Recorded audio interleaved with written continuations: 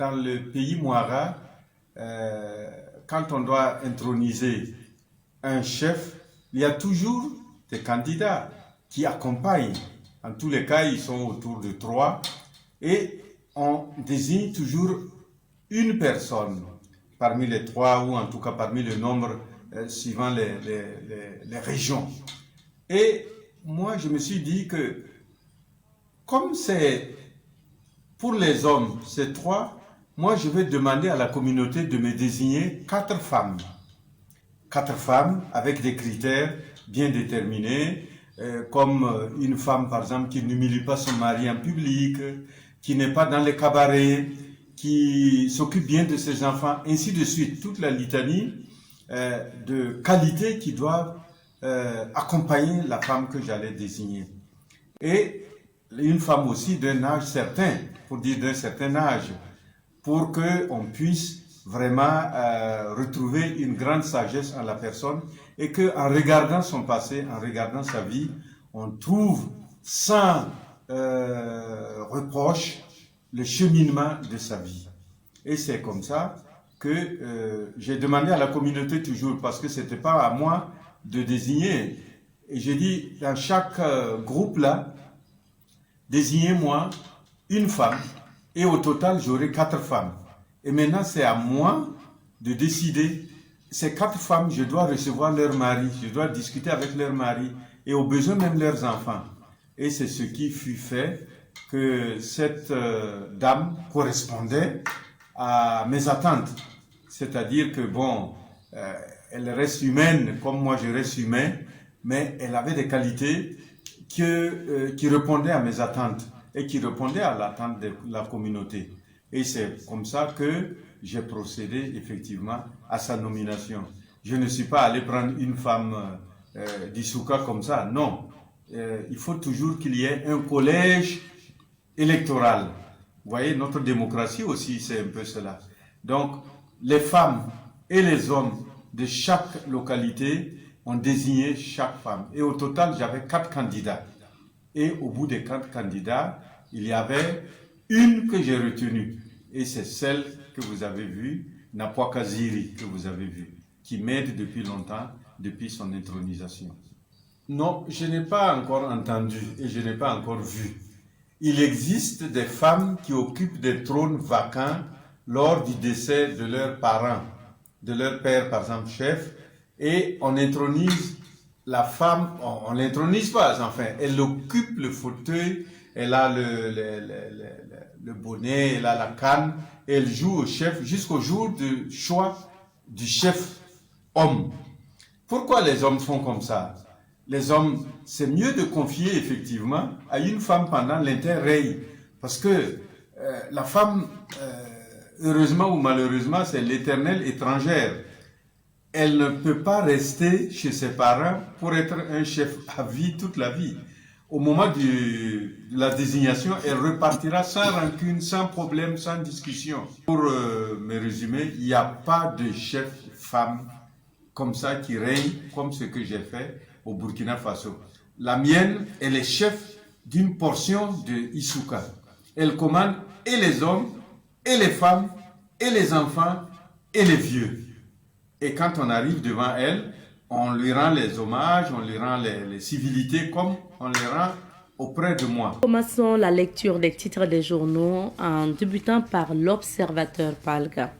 L'Obs affiche ce matin Amadé Ahmed Nabalma, journaliste à Savan FM. J'ai poussé une barrique pour vendre l'eau à Puitenga, commune de Bondigui, reconversion d'un FDS à la retraite. Fête traditionnelle du chef d'Issouka, Nabasaga Ier, le bonnet 20 ans au service des enfants. 72 heures des urbanistes, une conférence de presse pour baliser le terrain. Transformation agroalimentaire, le gouvernement et système des Nations Unies autour de la même table. Pour terminer, à la une de l'Observateur Palga, gel de l'aide américaine, un grand mal pour un grand bien pour les Africains. La question est posée sur un regard sur l'actualité à la page numéro 5 de l'Observateur Palga. On passe à présent au quotidien d'État citoyen. citoyen affiche à sa une ce matin, archidiocèse de Bobo-Dioulasso, Monseigneur Laurent Birfoéré d'Abiré prend canoniquement possession du siège métropolitain. Lutte contre le terrorisme, l'Égypte réaffirme son soutien au Burkina.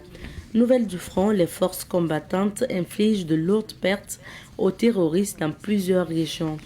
FESPACO, le ministre Gilbert Ouedraogo, invite les Burkinabés à s'engager pour la réussite de la biennale. Montée des couleurs, le Premier ministre rend hommage à 11 agents admis à la retraite. Trait de plume, RDC, une paix impossible.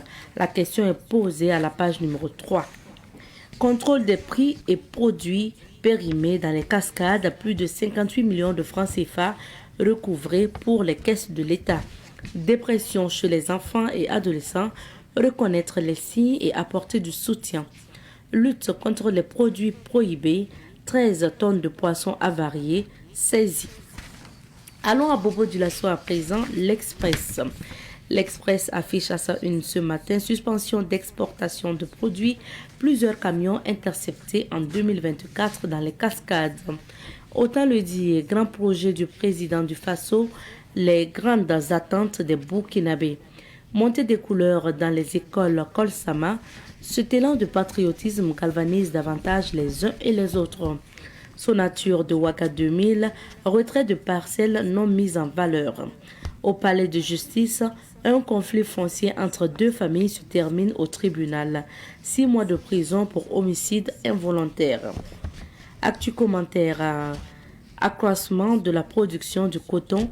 Cette fois-ci, le défi doit être relevé.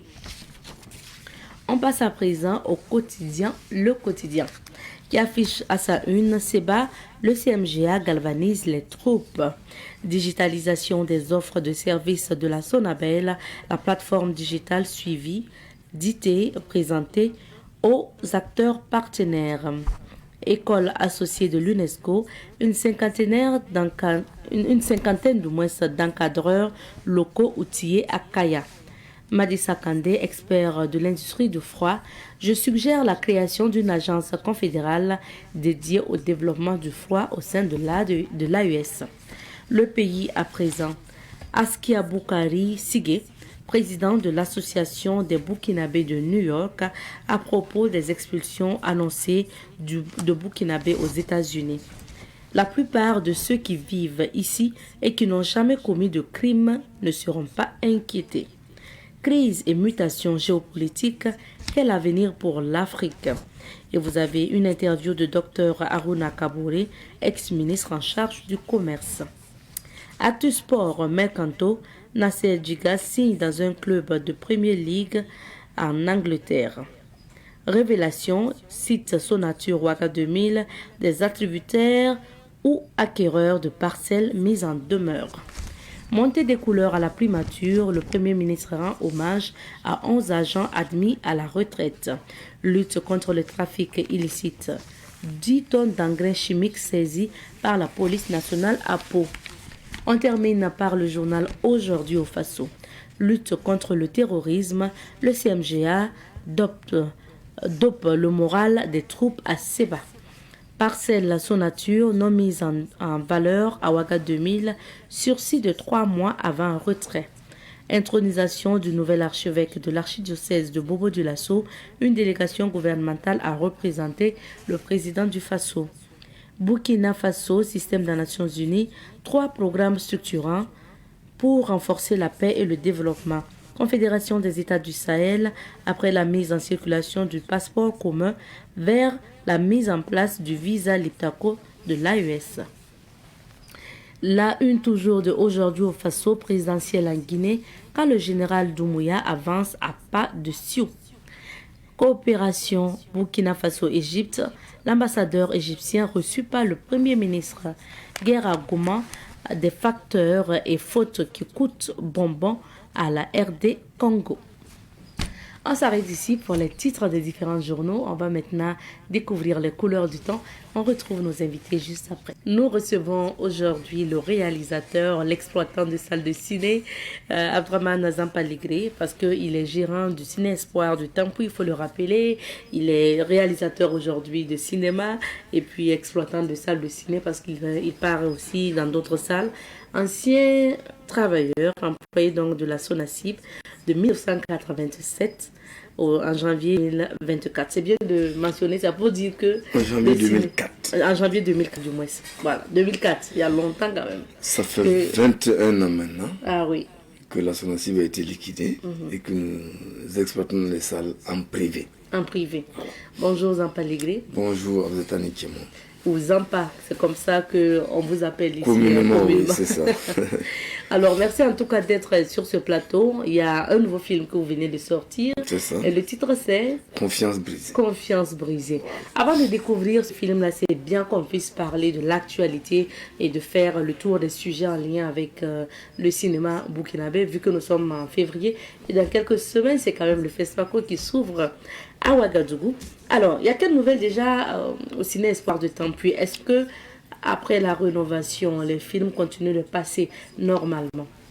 Oui, il faut dire que après effectivement le soutien du ministère de la Communication, de la Culture, des Arts et du Tourisme, cela fait 2 ans maintenant et nous avons effectivement pu rénover le Ciné Espoir Tampui et depuis les projections ont repris au niveau de cette salle. Et même la semaine prochaine, le spot de la semaine prochaine passe sur Savane FM. Okay. Ceux qui sont en tout cas branchés sur la télévision Savane FM et la radio Savane FM auront l'occasion de voir à quel moment les projections passent et à quelle heure au Ciné Espoir Tampui. Et vous faites, c'est quelle fréquence au Ciné Espoir de Tampui? Est-ce que c'est un film par semaine ou bien c'est vraiment en fonction de la disponibilité? Non. Non pas en fonction de la disponibilité, mais en fonction de la qualité du film. Okay. Il y a des films qui peuvent tenir 1 semaine ou 2 semaines. Il y a des films, c'est peut-être 3 jours parce que c'est déjà passé plusieurs fois. Et on estime que les cinéphiles ont eu l'occasion de le voir à plusieurs reprises. Okay. Et on le passe généralement pour les rétractaires. D'accord, donc au moins chaque semaine, il y a une projection. Chaque jour, il y a projection au Ciné Espoir. Ok. Alors, vous avez parlé de la rénovation tout à l'heure, donc il y a 2 ans. Mais il faut dire que tout n'est pas fini. Tout n'est Vous pas avez fini. pu avoir, on va pas dire un petit financement, mais c'est un financement qui n'a pas permis de terminer tout.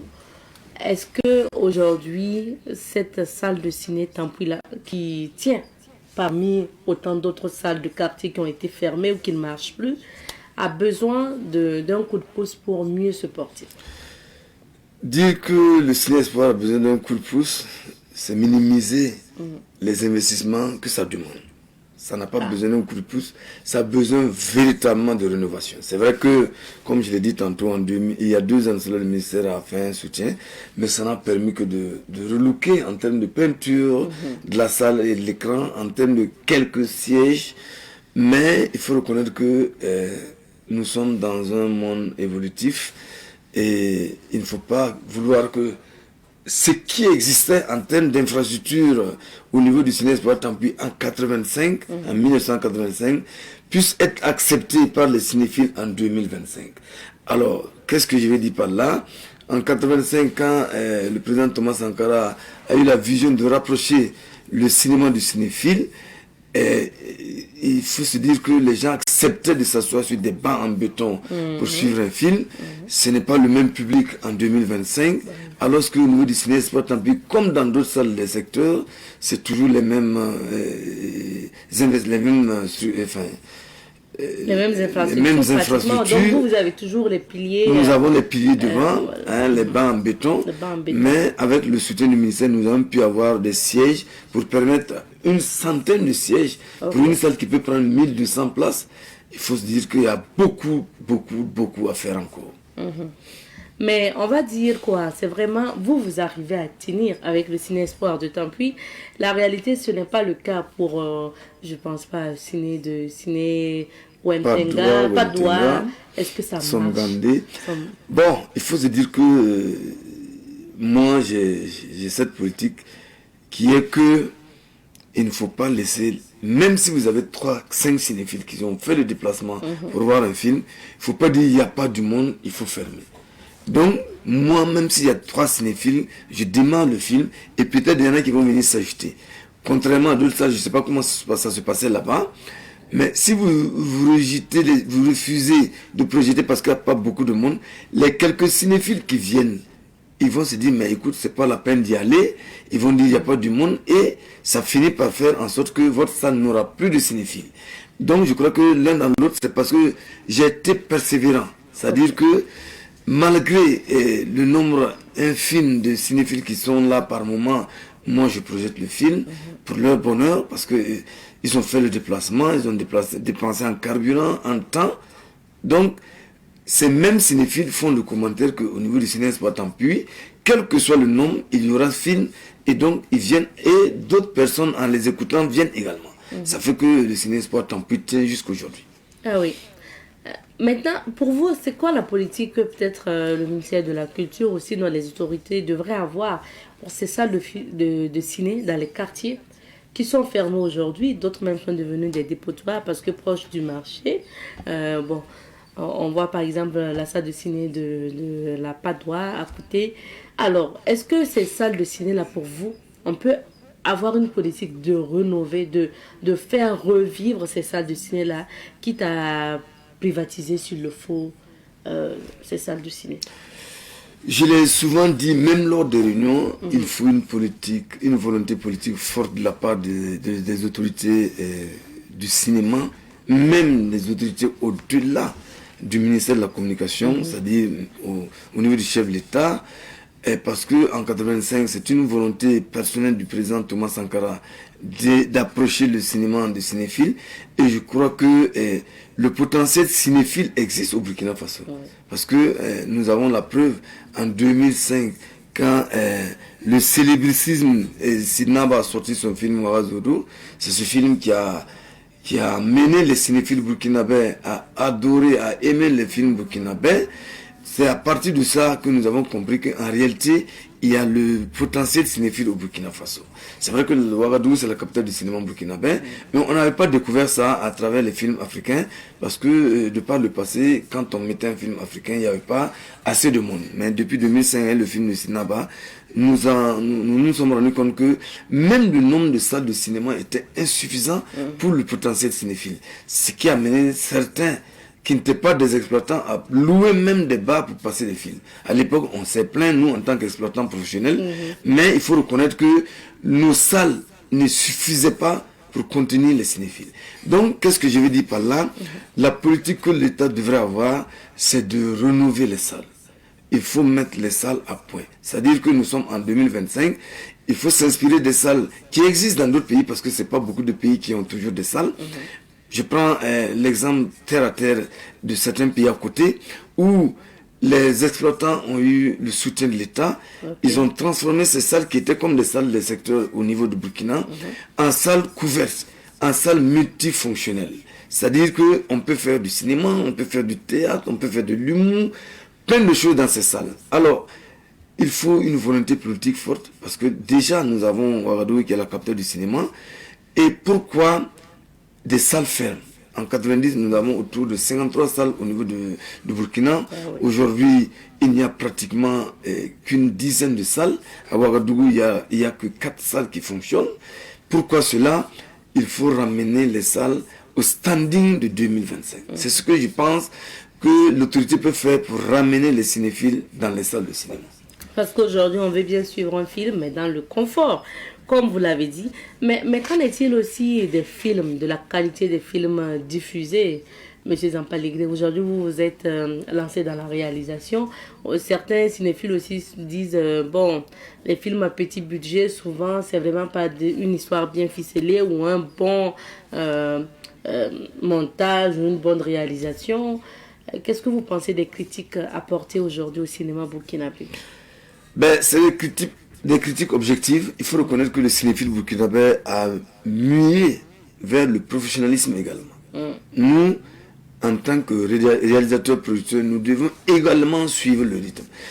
Parce que en 2005, les films qu'on passait, puis les gens trouvaient que c'était impeccable. Oui. C'est pas la même chose, c'est pas le même cinéphile. L'œil du cinéphile aujourd'hui n'est pas l'œil du cinéphile de 2005. Donc, ils se sont un peu aguerris, ils connaissent les techniques du cinéma. Donc, il nous revient à nous, réalisateurs, producteurs, d'adapter notre cinéma au contexte actuel. C'est-à-dire que le cinéphile n'est plus celui-là qui rentre et qui voit les perches dans les films et qui ne parle pas, il va critiquer. À nous de nous professionnaliser davantage afin que nos films soient aimés des cinéphiles. Quant au contenu, il faut reconnaître que le cinéphile burkinabé, il n'aime pas le film où il faut rentrer, réfléchir beaucoup pour comprendre le film. Nous sommes déjà stressés par la loi de la nature. Il faut des films qui vont permettre aux gens de rentrer, se divertir, avec un contenu qui conseille, qui éduque. C'est ce qu'il faut pour le cinéphile burkinabé. Moi, j'ai entendu une réalisatrice ivoirienne dire, animatrice par ailleurs, Kadi Touré dire lors d'une de ses interviews qu'elle décide de faire des films pour son public. Elle ne décide pas forcément de faire des films pour remporter des prix ailleurs. Bon, si le prix arrive, tant mieux. Mais raconter l'histoire que les gens vivent au quotidien, tout de suite et maintenant, c'est ça qui accroche le public. Apparemment, le public africain, en général, est plutôt captivé par l'histoire proche de lui-même, l'histoire qu'il vit au quotidien. Ben, ça, c'est la nature de l'homme. Quand on te parle de quelque chose où tu te sens un peu concerné, c'est beaucoup plus captivant quand tu racontes l'histoire d'un Européen qui est là-bas, que tu ne connais même pas. C'est ça. C'est ça. Donc, le cinéphile burkinabé, comme je l'ai dit tantôt, il veut suivre des films où il se reconnaît. Il faut raconter des histoires africaines où, même si ce n'est pas le cinéphile qui vient en salle qui est concerné, il a son voisin, il a son cousin qui a vécu cette histoire. Alors, si vous laissez tout ça, vous partez raconter l'histoire de Napoléon au cinéphile burkinabé, il faut se dire que tu n'auras pas de cinéphile dans ta salle pour suivre ton film. Parlons maintenant du FESPACO à venir. C'est dans quelques semaines. Est-ce que vous vous préparez aussi en conséquence? Je veux parler de la salle de ciné Tampoui. Bien, merci Amikema. Il faut reconnaître que depuis un certain temps, les salles de ciné des secteurs, c'est-à-dire Tampi, Wemtenga, Padoua, puis ici maintenant qui est devenue une salle de Canal Olympia et la salle de Songbané, ne sont pas pris en compte dans la programmation du FESPACO. Mais au niveau du ciné Espoir Tampi, nous n'allons pas laisser nos cinéphiles végéter. Nous allons également projeter des films, même si ce n'est pas des films qui sont en compétition au FESPACO, mais c'est des films qui sont venus, même si ça n'a pas été retenu pour les compétitions, c'est des films qui sont venus pour le FESPACO, que les cinéphiles du ciné Espoir Tampi vont voir au niveau de cette salle pendant la période du FESPACO. Également, j'annonce que j'ai la gestion du ciné Burkina pour cette année 2025. Durant le FESPACO toute l'année 2025. Okay. Alors, donc, depuis le 1er, nous avons démarré les travaux d'entretien, de rénovation, enfin de relooking du ciné Burkina. Et je parie que les cinéphiles qui vont venir au ciné Burkina vont s'apercevoir à partir du 22 février, date de démarrage du FESPACO, que ce n'est plus le ciné Burkina d'il y a un an, c'est-à-dire que décembre 2024 à février 2024, parce que beaucoup de choses vont changer. Ah oui, ça c'est toujours pour vivre le FESPACO. Et en termes aussi de films, on a pas mal de Burkinabés qui sont sélectionnés. Et surtout, moi, je mets la lumière aussi sur ces femmes-là, qui sont sélectionnées aussi pour les catégories officielles de FESPACO. Est-ce que vous avez espoir pour cette année? L'année passée, en fait, il y a 2 ans, on a remporté l'argent. Bon, l'argent, donc les talents d'argent avec Apolline Traoré. Oui. Bon, est-ce que cette année, on voit quelque chose à l'horizon ou... Je pense que c'est l'année de notre année. Avec Dani Kouyaté et Aïcha Chloé Boro, c'est pas des novices du FESPACO. Ils ont déjà remporté chacun de son côté un prix au FESPACO dans les éditions passées. Et je pense que le fait d'avoir remporté des étalons, même si ce n'est pas l'or, les a forgés, les a formés, les a en tout cas amenés à vouloir atteindre le sommet. Alors je pense que 2025 sera l'année du Burkina Faso, avec Dani Kouyaté et Aïcha Boro Chloé qui sont à la sélection officielle des talons d'or de Yenenga. Et les autres également, qui ne sont pas en compétition officielle, ils sont en panorama ou bien ils sont en compétition étalon, enfin FESPACO de Burkina. Je pense que l'un dans l'autre, il faut les encourager. Et je dis que moi, j'ai foi que cette année, ça sera l'année du Burkina. On espère bien, Zampaligré. Parlons maintenant du film. En attendant le FESPACO, il y a ce film-là que vous avez réalisé, produit également. Oui, écrit, réalisé, produit. Ah oui. Alors, c'est Confiance brisée. Oui. Confiance brisée, c'est un vécu quotidien de certains Burkinabés, ou en tout cas des amis ou parents de certains Burkinabés. Voilà, c'est l'histoire de ce monsieur il a une très belle femme qu'il aime, la femme l'aime également. La femme, c'est une femme, elle a étudié, elle est même allée jusqu'à avoir son doctorat, mais le monsieur décide que la femme ne doit pas travailler. Parce que pour lui, il y a des gens qui pourraient avoir des propositions indécentes dans les bureaux et décide que la femme ne travaille pas. Donc, la femme, pour respecter son mari, accepte cela. Mais le monsieur, en un moment donné, voit que sa femme, c'est une battante. Il dit, bon, moi, je vais trouver des moyens pour faire de toi une célèbre opératrice économique du Burkina. Donc, il trouve l'argent avec des risques. Il aide la femme, mais en tant comme il sait qu'il y a des risques, on est venu faire des enquêtes, on l'a amené en prison. Alors pour lui, il était question de faire confiance à la femme. Je mets tout à ton nom, je fais la prison, je sors et nous avons une vie aisée. Et quand il va sortir de prison, un an après, venez voir ce que la femme va faire. Bah oui. Je ne raconte pas la suite. Normalement. Venez au Ciné Burkina. C'est ce film où il y a moi-même Abdraman Zampaligré comme le mari qui va aller en prison, qui va ressortir, il va être chassé de sa maison. Il y a Ali Maoudrao qui n'est pas une novice quand même du cinéma, que beaucoup de gens connaissent à travers les sketchs et les films de Zida Boka Sidnaba. Il y a Weremi qui est un grand comédien également. Il y a Raoko que les gens connaissent et puis Koyara. Alors venez voir ce film, c'est au Ciné Burkina depuis hier jusqu'au dimanche 9 février 2025 à 18h30, 20h30 et 22h30. D'accord. Donc le film a débuté hier. Le film a démarré. Est-ce que hier c'était vraiment la grande projection avec les acteurs? Non, hier c'était la grande première avec les acteurs. C'est vrai que tous les acteurs étaient là, sauf Raoult qui n'a pas pu faire le déplacement. Mais ce n'est que partie remise. Les gens pourront suivre le film jusqu'à samedi où il y aura la présentation officielle de tous les comédiens et les techniciens qui ont travaillé sur ce film.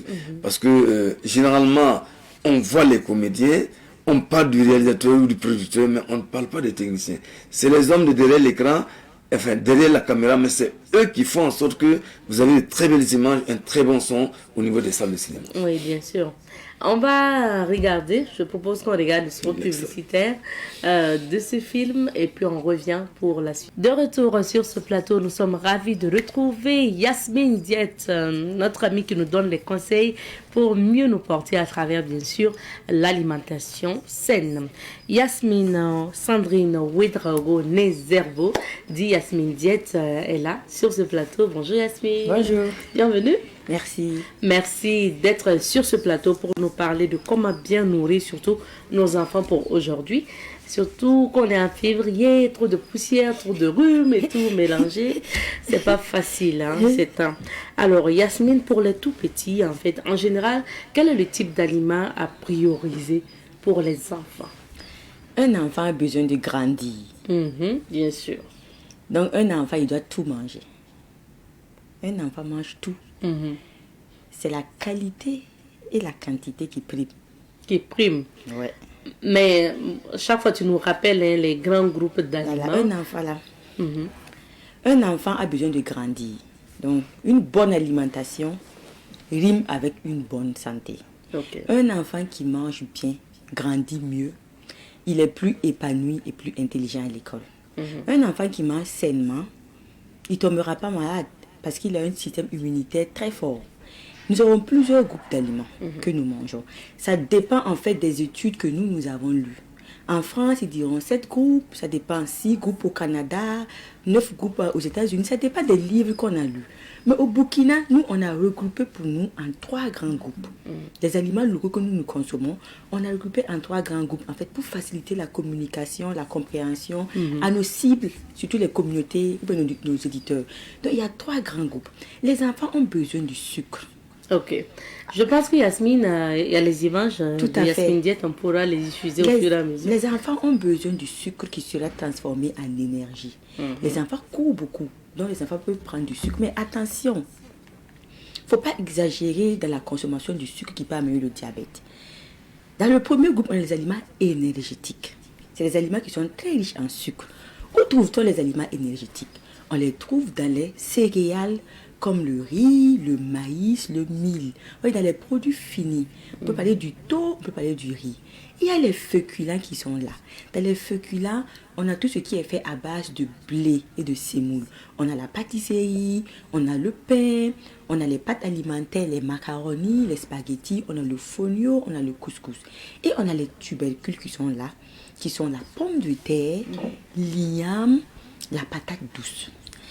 Dans le deuxième grand groupe, on a les aliments constructifs qui sont très riches en protéines. Vous savez, les enfants à partir de 6 mois ont besoin de protéines. Ok. Parce que les enfants ont besoin de protéines parce que quoi? Les protéines assurent la croissance chez l'enfant. Par exemple, les enfants malnutris, c'est parce qu'ils manquent de protéines. Un régime hyperprotéiné pourrait les guérir. Donc, où trouve-t-on les protéines? Il y a 2 types de protéines. Les protéines animales et les protéines végétales. Dans les protéines animales, on a tout ce qui est viande. On a la viande rouge, qui est la viande de mouton ou la viande de bœuf.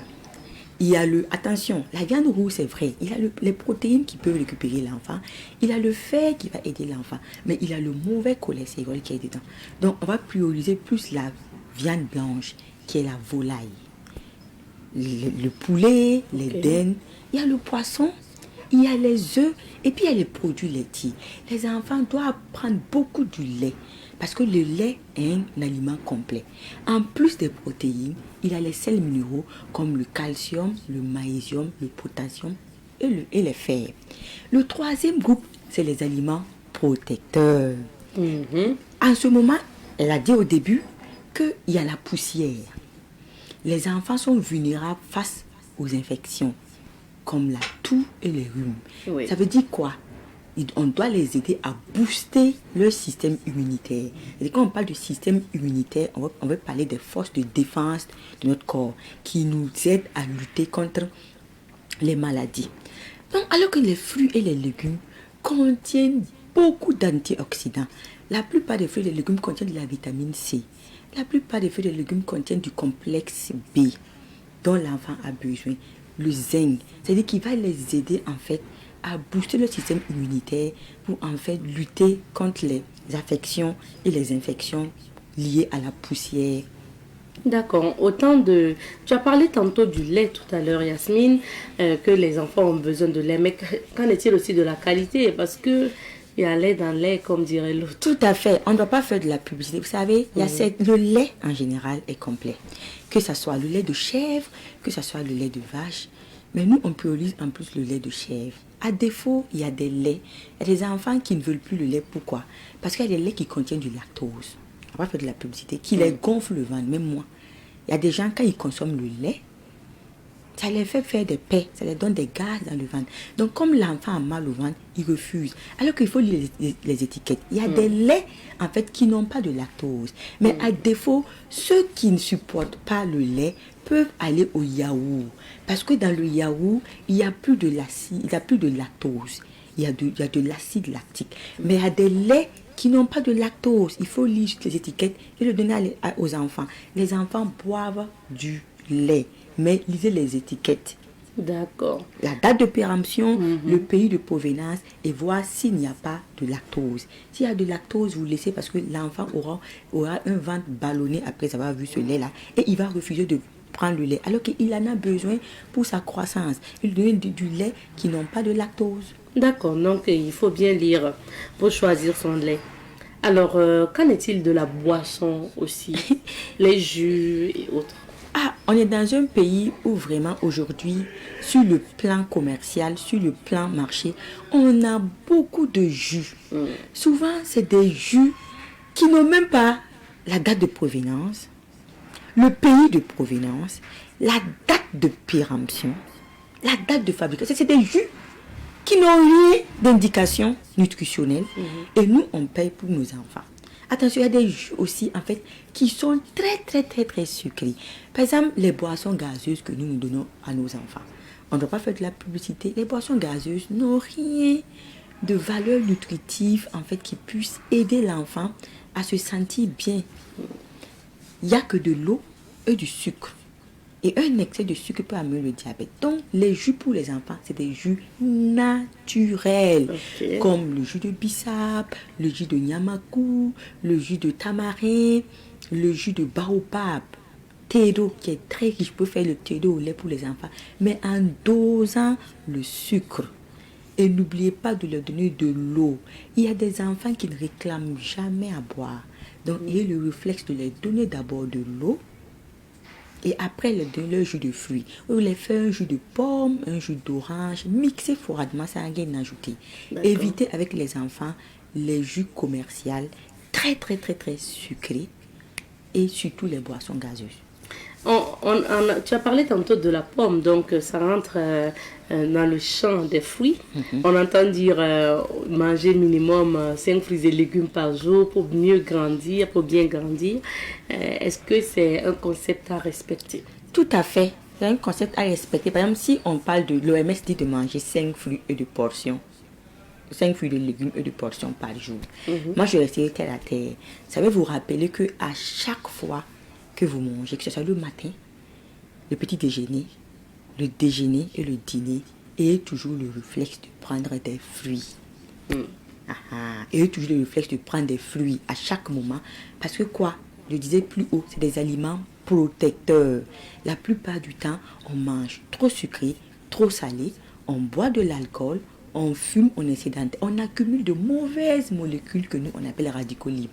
Alors que dans les fruits et les légumes, on a ce qu'on appelle les antioxydants, en fait, qui va nous aider à booster le système immunitaire, en fait, pour éviter les maladies chroniques. Donc, c'est commencer à bas âge à habituer les enfants à prendre les fruits, les légumes. Par exemple, au Burkina, ici, les gens n'aiment pas manger les fruits. Et même les légumes, c'est tout à fait normal. Nos parents ne nous ont pas habitués. Certains parents n'ont pas habitué les enfants à manger des légumes ou des fruits. Donc maintenant, nous qui sommes de la nouvelle génération, qui avons étudié, qui voulons avoir une bonne hygiène de vie, c'est-à-dire dès que le bébé a 6 mois, on peut lui faire des purées de légumes pour l'apprendre à avoir le goût de ce qui est concombre, de ce qui est épinard, de ce qui est oseille, de ce qui est... On peut mixer pour lui donner, en fait, qu'il se rappelle qu'il y a un goût. Et quand il grandit, en fait, il va mettre ça dans son alimentation et voilà. C'est parti. Et c'est parti. Et je pense que si on intègre ça aussi sur la table, c'est un enfant qui grandit avec ça. Toujours déposer des fruits sur la table et les enfants prennent à tout moment qu'ils veulent. À tout moment, les enfants mangent des fruits. Attention, il ne faut pas qu'ils soient aussi intoxiqués par les pesticides. Parce que depuis là, il n'y a pas une maladie qui a été détectée parce que la personne a mangé trop de fruits et de légumes. Mais attention, il peut tomber malade si ces fruits et les légumes là sont intoxiqués par les pesticides. Ça peut jouer sur les reins et nous amener à la dialyse. Et tu donnes souvent aussi justement, avant d'aborder le point de la maladie qui affecte aussi les enfants aujourd'hui, tu donnes souvent des astuces pour même laver nos légumes, nos fruits, basiquement à la maison. Tout à fait. On a cette mauvaise habitude, en fait, de laver nos fruits et nos légumes avec de l'eau de javel ou du savon. Attention, c'est des détergents. C'est fait pour nettoyer le sol et laver les habits. C'est pas fait pour usage nutritif. C'est pas fait pour manger. Les aliments, les fruits et les légumes sont des aliments crus qui partent pas au feu. Donc, ayez cette habitude, quand vous payez vos fruits et vos légumes, vous avez le choix entre le bicarbonate, le sel, le vinaigre ou l'eau citronnée. Mais moi, j'aime plus le bicarbonate alimentaire plutôt. C'est en pharmacie. Et je vois qu'il y a certains rayons qui ont fait ça qui ont conservé ça de façon comme le sel. voilà, comme le sel sur la table. Comme les sels. Ils ont conservé ça et ils ont même mis bicarbonate alimentaire. Vous pouvez utiliser ça. Moi, je préfère le bicarbonate alimentaire parce que c'est neutre. Le sel rend mes salades salées. Donc, je préfère le bicarbonate. Pour 1 litre d'eau, vous prenez une cuillerée à soupe de bicarbonate. Vous trempez, ça dépend de l'eau que vous avez. Ça dépend de la quantité des fruits et des légumes et de l'eau. Vous mettez, vous trempez pendant au moins 15 minutes à 20, même 30 minutes. Vous trempez. Et après, maintenant, vous essorez, vous rincez avec 3 eaux. Et vous allez utiliser votre fruit et légumes. En 1, ça va tuer les microbes. En 2, ça va tuer les pesticides. Ah oui, merci bien pour ces astuces. Parlons maintenant des conséquences lorsque on alimente mal nos enfants. Parce qu'aujourd'hui, il y a des maladies d'adultes qu'on pensait être des maladies d'adultes qui affectent les enfants. Quelles peuvent être les conséquences si l'enfant est mal nourri? Un enfant qui ne mange pas équilibré, dans son assiette qui n'a pas les céréales, qui n'a pas les fruits, qui n'a pas les protéines, il serait malnutri. La malnutrition. Il aura le marasme ou le kwashiorkor. En 2, un enfant qui ne mange pas bien, il serait pas intelligent. Ça va jouer sur le système cognitif, c'est-à-dire ça va jouer sur le système nerveux. Il ne serait pas plus réactif comme les autres à l'école. En 3, un enfant qui ne mange pas bien ne serait pas épanoui. Il serait tout le temps anxieux. C'est-à-dire qu'il y a des enfants, tout le temps, il est enfant, mais il est triste. On ne comprend pas parce qu'il lui manque certains sels minéraux comme le magnésium, le calcium, le potassium. Et on trouve ça où? Dans le lait et les fruits et les légumes. Donc un enfant, en plus de manger les céréales qui contiennent du sucre, il doit avoir des protéines qui vont lui faire grandir. Quand je parle des protéines, ce n'est pas tout le temps qu'on peut avoir du poisson ou de la viande. Il y a le benga, il y a le souma, il y a le soja, il y a les lentilles qui peuvent remplacer la viande, qui peut aider l'enfant à ne pas tomber dans la malnutrition. Et il y a les fruits et les légumes qui vont lui permettre en fait d'avoir les antioxydants pour ne pas tomber malade. Attention, un enfant que vous donnez trop de sucre aussi, apprenez aux enfants à manger moins de sucre. Parce qu'aujourd'hui, on a des enfants diabétiques. Apprenez aussi aux enfants à manger moins salé. Parce qu'aujourd'hui, on a des enfants hyper tendus. Le gras, essayez d'aider vos enfants à manger moins de gras. Parce qu'aujourd'hui, on a des enfants obèses. Oui. Et aussi aider vos enfants à faire du sport. Un sport qu'ils aiment, soit jouer au ballon, soit pédaler le vélo, soit aller au basket, soit nager. En fait, aider les enfants en fait, à bouger. Ne pas rester toujours devant la télé.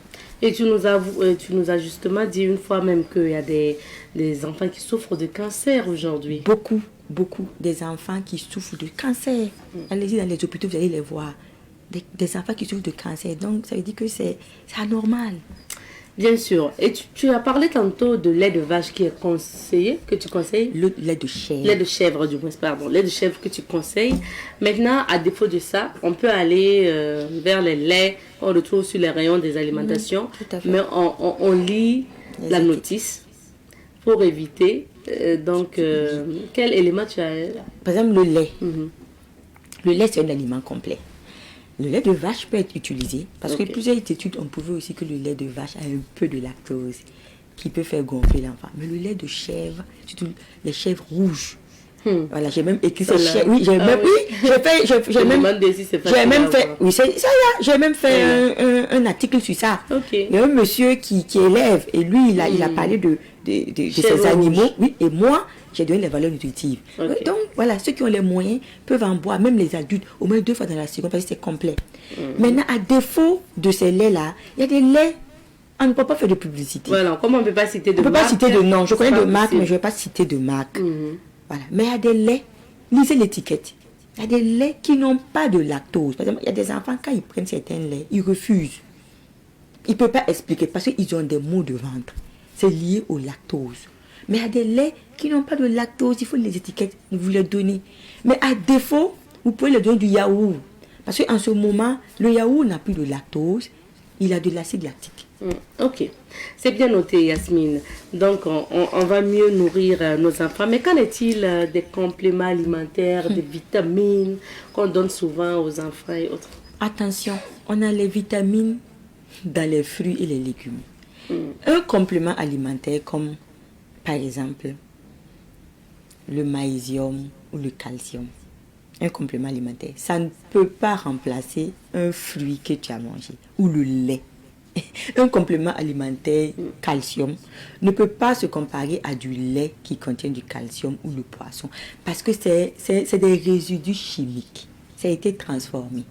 Et vous ne savez pas comment ces compléments alimentaires ont été fabriqués et ce qu'ils peuvent apporter à l'organisme à long terme.